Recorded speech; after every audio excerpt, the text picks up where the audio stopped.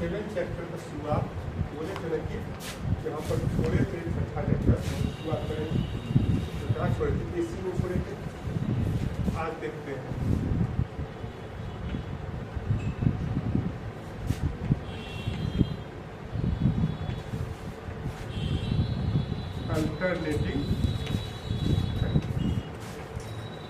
Alternating current का निकाल होता है that type of electric current which is change the direction continuously.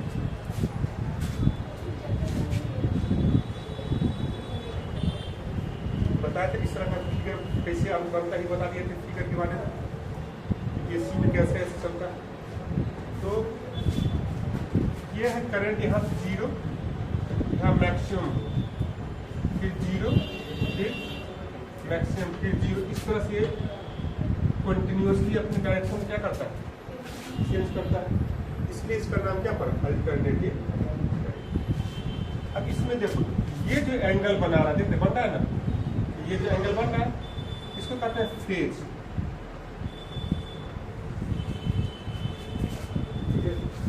तो पीछे पढ़ाए होंगे एसी जनरेटर,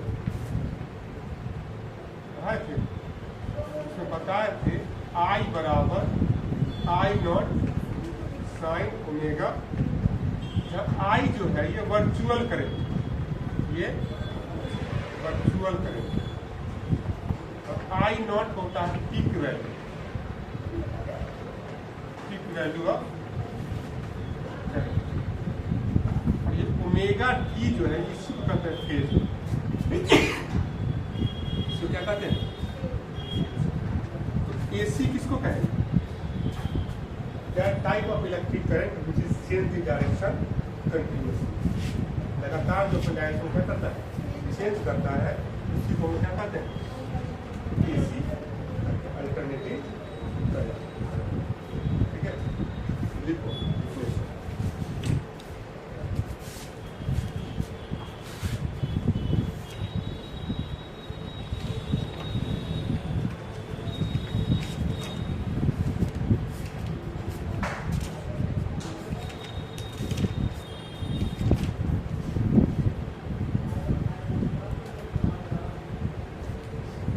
शॉर्ट में इसको एसी पढ़ा जाता है।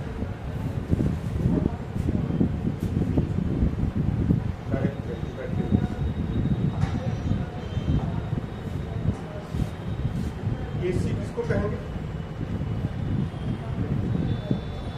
That type of electric current, that type of electric current which is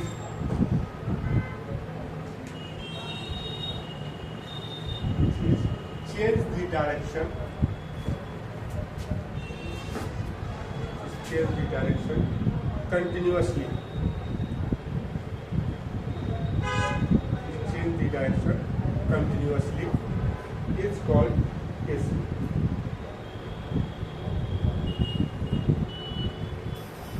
It's called AC. Okay, so note करो here.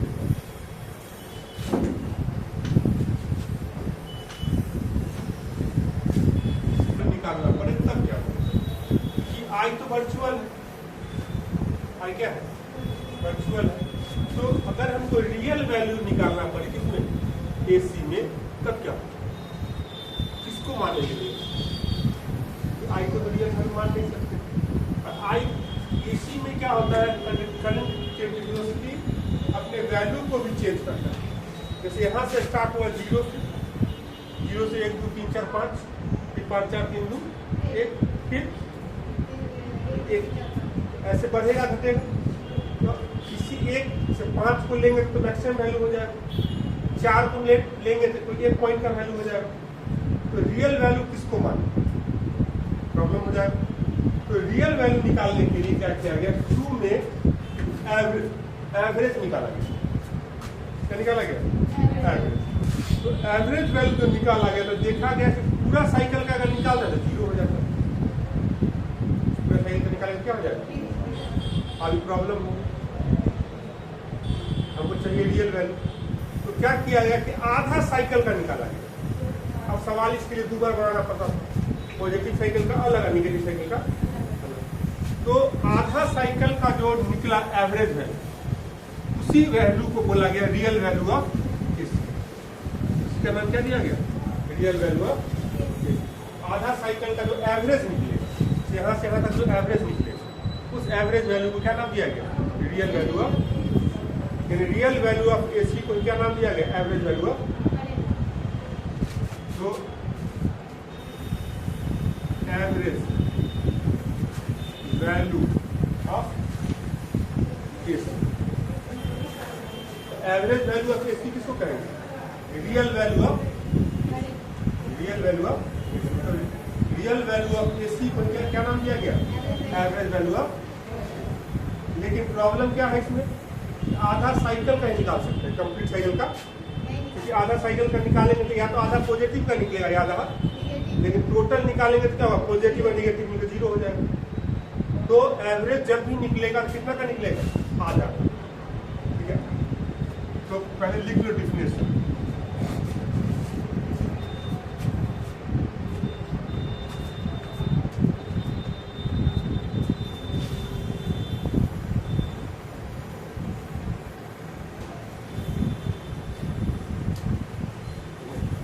Real value of AC is called,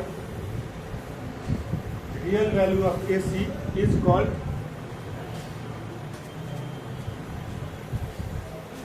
average value of AC.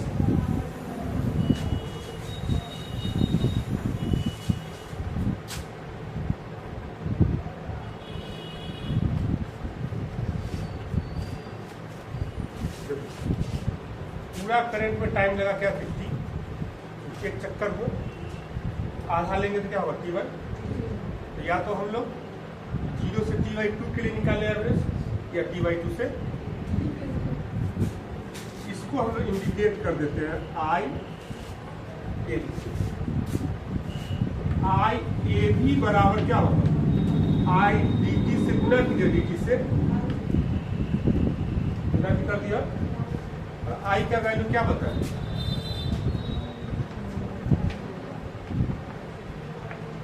बता नहीं है, इस dt पे इधर लाइए। I0 ठीक हो गया ना? इसको इंटीग्रेट कीजिए।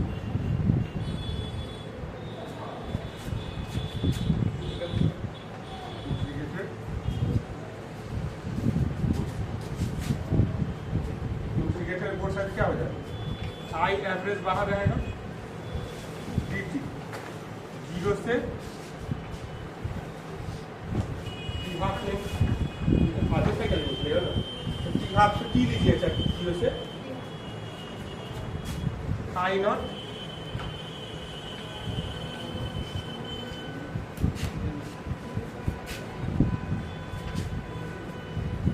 0 से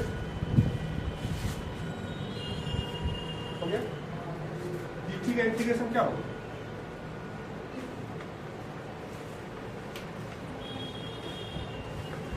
I0 साइन का क्या होगा?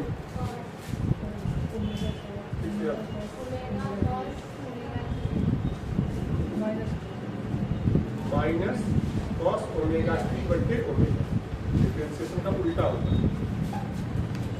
माइनस कॉस ओमेगा टी बटे हो गया 0 से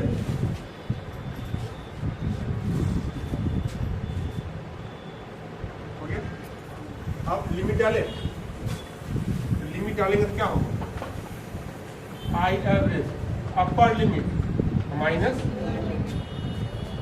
I0 upper limit minus cos omega T बटा ओमेगा हो जाए, माइनस लोअर लिमिट तो माइनस माइनस कॉस ओमेगा गुने 0 बटे हो गया। क्या हो जाए? आई एवरेज टी बटा 2 आई नॉट देखो माइनस कॉस ओमेगा का मान होता है 2π/t, क्योंकि एक चक्कर लगाता है तो 2π, एक चक्कर में जो समय लगता है उसी को हम लोग t कहते हैं। तो ओमेगा बराबर क्या होता है एंगुलर वेलोसिटी, एंगुलर वेलोसिटी बराबर होता है θ/t। तो थीटा का मान कितना हो जाए, एक चक्कर में 360 मतलब 2π बटा गुने बटा में क्या हो जाएगा cos 0 बटा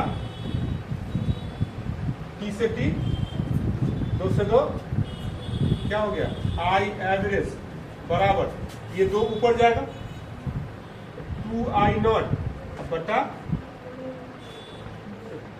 cos कितना बचा पाई माइनस cos पाई बटा ओमेगा cos 0 का मान हो गया। तो आगे ठीक है, नोट करो ठीक है, कैलकुलेट हो रहा है ना।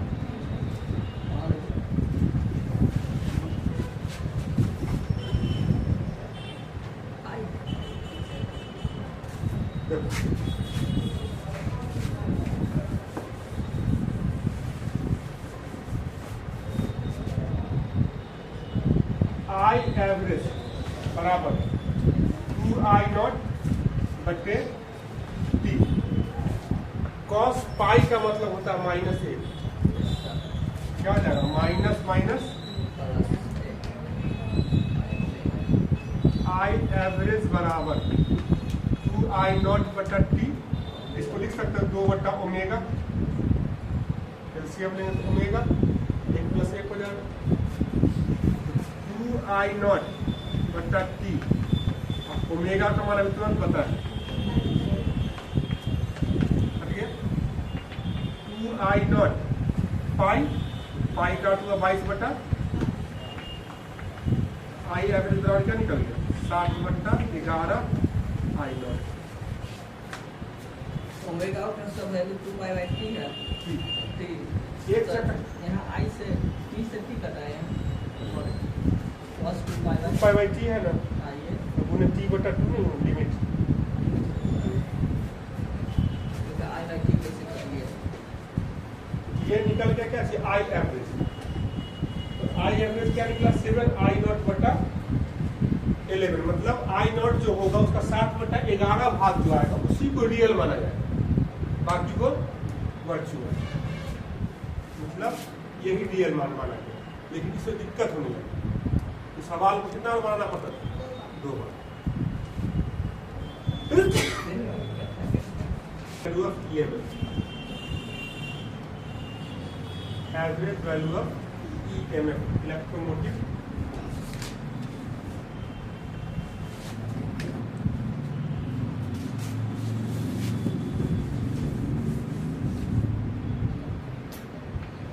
एवरेज वैल्यू ऑफ शॉर्ट में लोग लिखता है EAB, ठीक है। तो देखो चूंकि IAB बराबर क्या निकालना है 7/11 I0, आई एवरेज को लिख सकते हैं E एवरेज बटा R, I0 को लिख सकते हैं E0 बटा R, R से R E एवरेज बराबर क्या निकल गया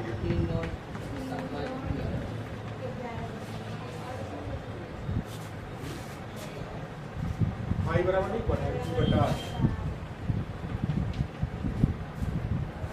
आई एवरेज हो जाएगा E एवरेज हो जाएगा I0 है 2 हो जाएगा, R तो चेंज होगा नहीं,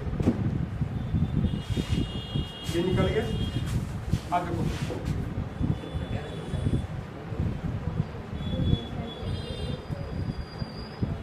पावर PAB कर देते हैं, PAB बराबर क्या हो जाएगा EAB into IAB।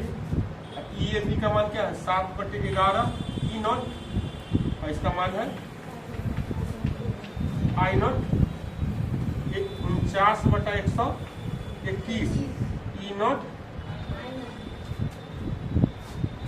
E average बराबर क्या हो जाएगा 100 49/121। ई नॉट आई नॉट को लिख सकते हैं टी नॉट।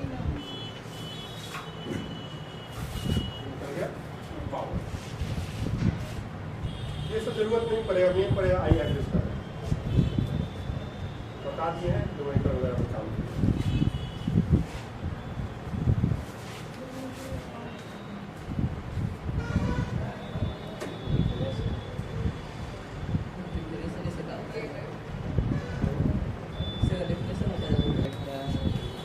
हो गया। प्रॉब्लम अब क्या है यहाँ पर कि आपको इस अगर एवरेज वैल्यू से सवाल बनाइएगा तो एक ही सवाल को क्या करना होगा, 2 बार बनाना होगा। तो प्लस के लिए अलग निकालना होगा और माइनस के लिए अलग। इस प्रॉब्लम को रिजॉल्व किया गया 1966 में। ठीक है, रिजॉल्व करके क्या बताया, निकाला गया कि रूट मीन स्क्वायर वैल्यू निकाला गया। रूट मीन स्क्वायर वैल्यू निकाला गया किसका, एसी, और उसको माना गया कि ये भी रियल वैल्यू है। क्योंकि उसमें क्या था कि कंप्लीट साइकिल का एक ही बार में निकल जाता है। ठीक है, और प्रैक्टिकल वैल्यू जो आता है वो उसी के आसपास आता है, इसके आसपास, रूट मीन स्क्वायर वैल्यू के आसपास। इससे थोड़ा ज्यादा वैल्यू शो करता है। एवरेज जो निकलता है ना, वो ज्यादा वैल्यू शो करता है, थोड़ा सा शो करता है, ज्यादा नहीं, थोड़ा सा शो करता है।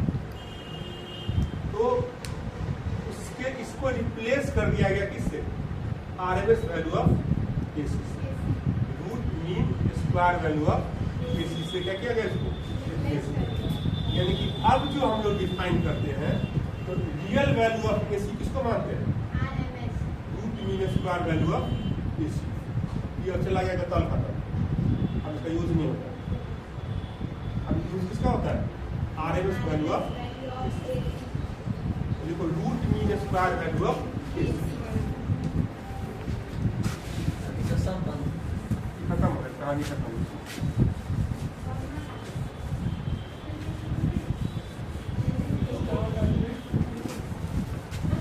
सवाल होता ही नहीं, आरएमएस वैल्यू होता है।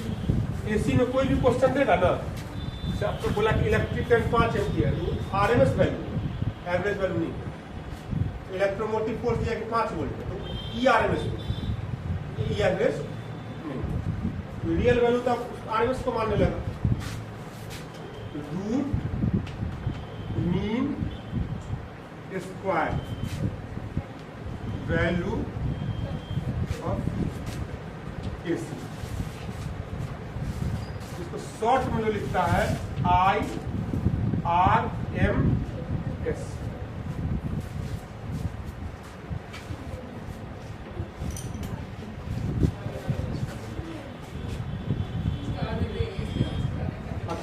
अब रियल वैल्यू कौन है, ये पहले कौन था, एवरेज था, अब कौन हो गया, ये इसलिए यूज ज्यादा लोग करने लगा क्योंकि ये इसमें आप क्या होता है, कंप्लीट साइकिल का निकल जाता है, पूरे साइकिल का एक ही बार में निकल जाता है, इसलिए इसी का लोग इस्तेमाल करते हैं। और इसका वैल्यू प्रैक्टिकल वैल्यू के पास में, ठीक है, लिखो एसी के वास्तविक मान को, real value of AC is called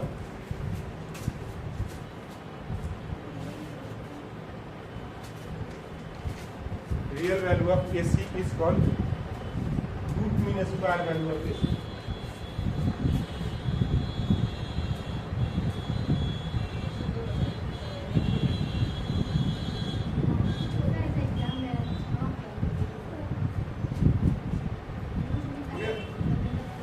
देखो निकलेगा कैसे, क्या मानते हैं, IRMS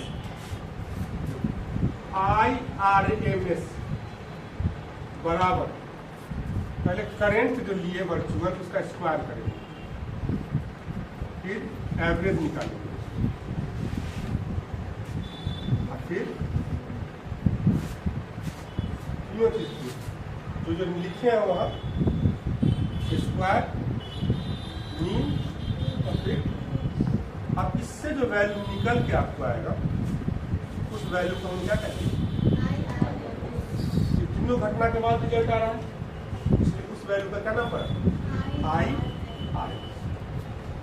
तो इस रूट को अगर हटाइएगा तो क्या होगा, ये स्क्वायर आ जाएगा, आई स्क्वायर डी टी बटा इस डी टी को इधर ले आइए,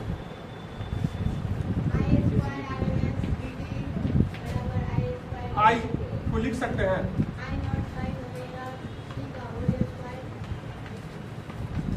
लिख सकते हैं I square R M S D T, I naught का square sine square T, I square R M S D T, I naught का स्क्वायर। एक फॉर्मूला तुम लोग पढ़ा होगा, तो साइन मैथ का स्टूडेंट होगा कि 2 साइन स्क्वायर थीटा बराबर 1 minus cos 2 omega D, cos 2 theta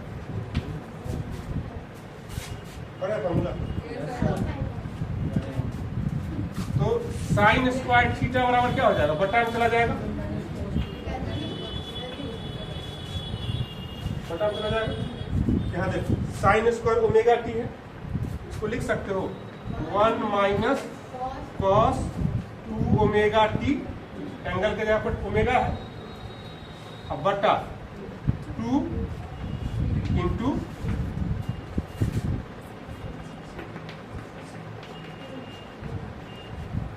I square R M S D T, I naught का स्क्वायर बटा में 2 कर दे रहे, इसको ले आते हैं बाहर, डी टी से गुना 1 में करेंगे क्या हो जाएगा, D T cos 2 omega T into,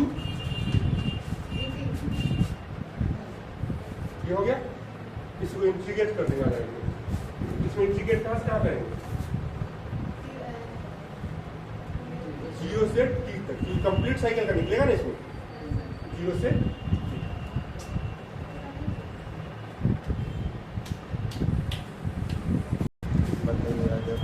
हो गया।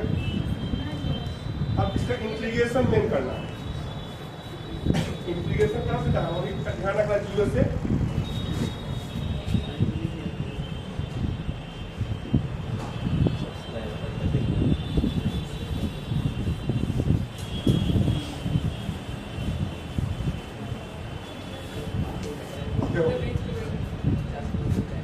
I square R M S D T का इंटीग्रेशन करेंगे 0 से कहाँ तक, कंप्लीट साइकिल का निकलेगा,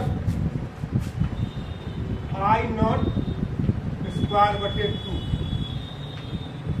डी टी यहाँ भी है 0 से, माइनस कॉस 2 ओमेगा टी 0 से,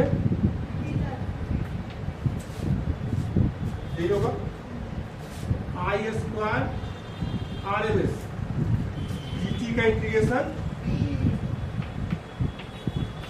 आई नॉट का स्क्वायर बटे 2, फिर डी टी का इंटीग्रेशन कॉस 2 ओमेगा टी का क्या होगा जी, साइन 2 ओमेगा टी या बटा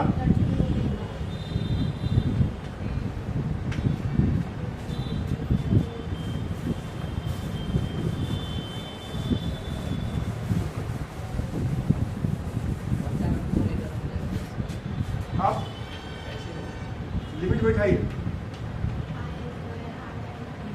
अपर माइनस आई नॉट का स्क्वायर बटे 2 अपर माइनस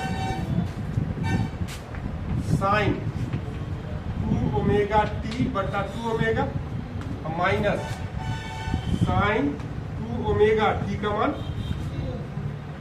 बटा टी में से 0 जाएगा, कितना बचेगा,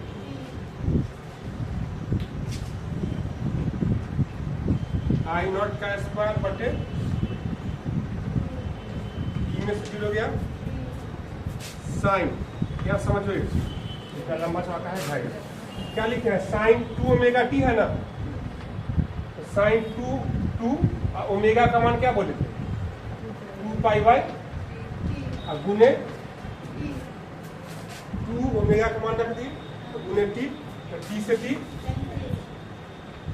10 से साइन 4 पाई, और साइन 4 पाई मतलब हुआ साइन, तो साइन 360 और फिर घूम के 360, फिर कहाँ से हुआ आपको 0 से, तो साइन 0 हो जाएगा। तो इसको लिख सकते हैं साइन 0 बटा 2 ओमेगा और माइनस साइन 0 बटा, खत्म। चला लंबा चला क्या बच गया, I square R M S गुने टी, आई नॉट स्क्वायर बटा 2 गुने टी से T, I R M S बराबर रूट अंडर आई नॉट का स्क्वायर बटे 2, स्क्वायर बटा के रूट चढ़ाएंगे, इसलिए आई आर एम एस बराबर क्या हो जाएगा, आई नॉट बटा, इसका वैल्यू देखोगे ना तो उससे अलग आएगा, थोड़ा सा अलग आएगा लगभग उसी के आसपास, एवरेज के आसपास, लेकिन थोड़ा सा अलग आएगा।